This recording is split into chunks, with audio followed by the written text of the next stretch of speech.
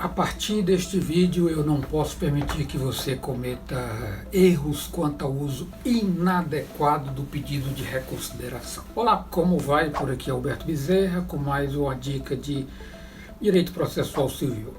Causa espanto a extrema regularidade com que se usa o tão conhecido no meio jurídico pedido de reconsideração. Mas antes de adiantarmos, eu pergunto, qual o significado disso? Trata-se de um pleito feito pela parte no processo, com o propósito de ver reformada a decisão atacada que se mostrou desfavorável, é dizer, busca que esse pedido faça as vezes de um recurso. Então, é o chamado sucedâneo recursal. Sucedâneo no sentido de substituir, no caso, algum recurso previsto na legislação processual. É o que ocorre também, exemplificando aqui, com a correição parcial, a suspensão de segurança e por aí vai. Existem três formas distintas de combater as decisões judiciais. A primeira delas, a mais comum, é o recurso. Ela tem previsão legal para essa finalidade. E aqui entra aquela história do princípio da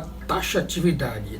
O CPC faz referência a isso lá no artigo 994. Lá uma taxatividade desses recursos. A outra, por meio das ações autônomas de impugnação, como é o caso da ação rescisória. Por último, que é o assunto aqui tratado neste vídeo, com os sucedâneos recursais. Em resumo, qualquer meio de impugnação que não seja recurso, que não seja também uma impugnação autônoma, é um sucedâneo recursal, ok? E aqui já cabe ressaltar o primeiro reflexo. Justamente por não se identificar como recurso, o pedido de reconsideração não interrompe, muito menos suspende o prazo processual daquela decisão que ele enfrentou. Aqui exemplificando, suponhamos que o magistrado proferiu uma decisão interlocutória rechaçando o pedido de gratuidade da justiça. A parte prejudicada, ao invés de manejar o recurso previsto para essa finalidade, que é o agravo instrumento, junta novos documentos e pede a reconsideração. Daí o juiz, igualmente analisando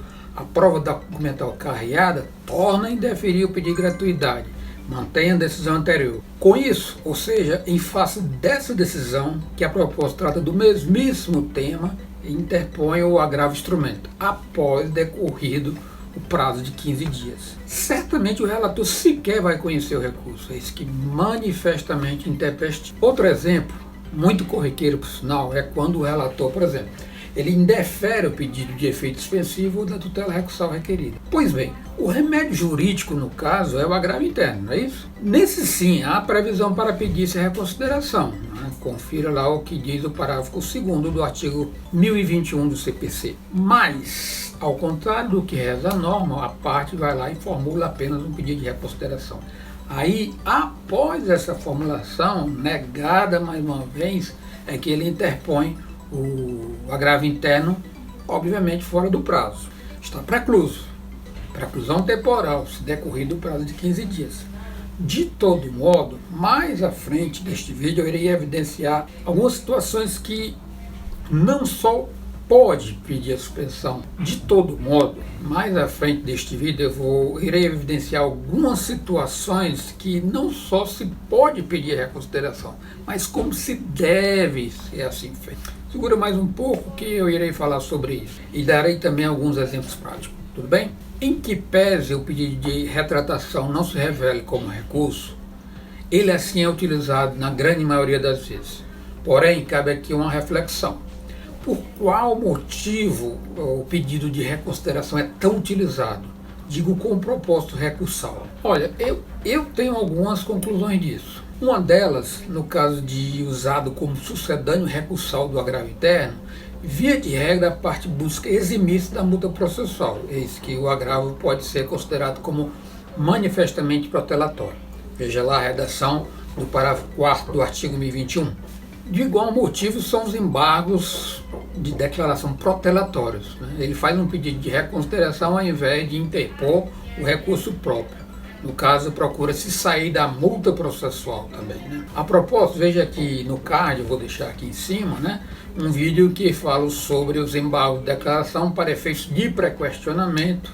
Vou deixar também aqui na descrição desse vídeo. Como antes lhe falei, já falarei sobre a viabilidade do pedido de consideração, né, da necessidade até, só mais um pouco que a gente chega lá. Outra razão é o fato de a parte acreditar que se trate de uma permissão processual nesse sentido. Nesse caso, comumente ele se apoia na ideia que advém, por exemplo, do artigo 331 do CPC. Veja lá que é dada ao juiz retratar-se da sentença extintiva. Na hipótese do agravo interno, como eu falei anteriormente, há disposição nesse sentido. Igualmente, com a juntada das cópias do agravo de instrumento e o pedido de retratação. Isso igualmente com a juntada de cópias do agravo de instrumento, se for o caso, e o pedido de retratação. Confira lá o parágrafo 1º do artigo 1018 do CPC. Bom, são suposições minhas. Agora, veja situações em que se deve pedir a reconsideração ou a retratação, né, sob pena de incorrer na preclusão temporal.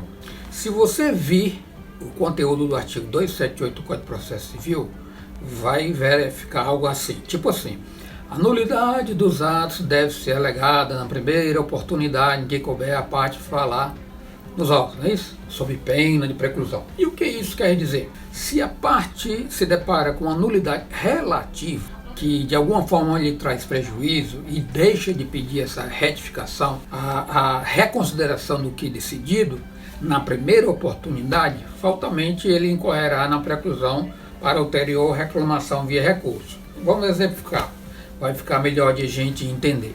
Vamos supor que o perito trouxe aos autos um resultado de uma perícia contábil, e esses números, não foram favoráveis à parte. Porém, com a juntada, ao invés de mandar ouvir as partes sobre essa prova, ele despacha da seguinte forma: venham-me os autos conclusos para julgamento, coisa do tipo. A parte, nesse momento, apenas pede para que seja realizada a audiência de instrução e julgamento, para oitiva, determinada testemunha. E aí é indeferido. Então, há expressa previsão no Código que, uma vez tratarem-se de documentos probatórios, as partes deveriam se manifestar, mas o juiz não foi por esse caminho. E o que acontece? A parte guarda essa nulidade como uma carta na manga, aguarda o desfecho do julgamento de mérito para só então, se o julgamento lhe for desfavorável, a arguinha preliminar de cessamento de ele vem lá na apelação e afirma não se tratar de uma decisão agravável de pronto, e por isso só naquele momento formulou o pedido de nulidade. Argumenta lá o disposto no parágrafo 1º do artigo 1009 do CPC. É o que a doutrina denomina de nulidade de algibeira, né? É um artifício notoriamente de afronta à boa-fé processual. De todo modo, é possível pedir a reconsideração, ou seja lá qual a nomenclatura que se dê, né, nos casos de nulidade absoluta, ou até frente aos meros despachos de expediente, né? Então, pessoal, eu espero que tenha ficado um pouco mais claro para vocês, né? E como sempre eu faço, peço que você se inscreva no canal. Se gostou, deixa lá o seu like e compartilhe com mais colegas. Fico hoje por aqui, em breve retorno com mais uma dica. Um abraço e até a próxima.